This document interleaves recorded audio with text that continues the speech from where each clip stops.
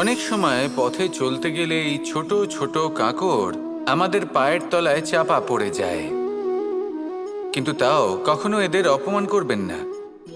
এদের প্রারব্ধকে নিয়ে, এদের ভাগ্যকে নিয়ে, এদের আকারকে নিয়ে কখনো উপহাস করবেন না।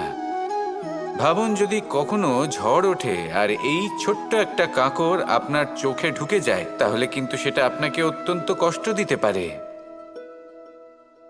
এরকমই হয় আমাদের জীবনের প্রত্যেকটি ব্যক্তি।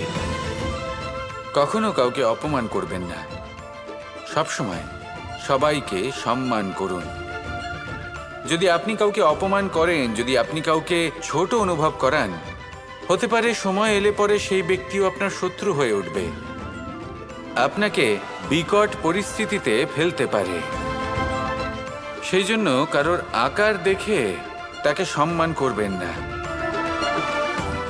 এই সংসারে সবাইকে সম্মান করুন, সবাইকে ভালোবাসুন, আর আসুন আমার সাথে ভালোবেসে বলুন, রাধা রাধা।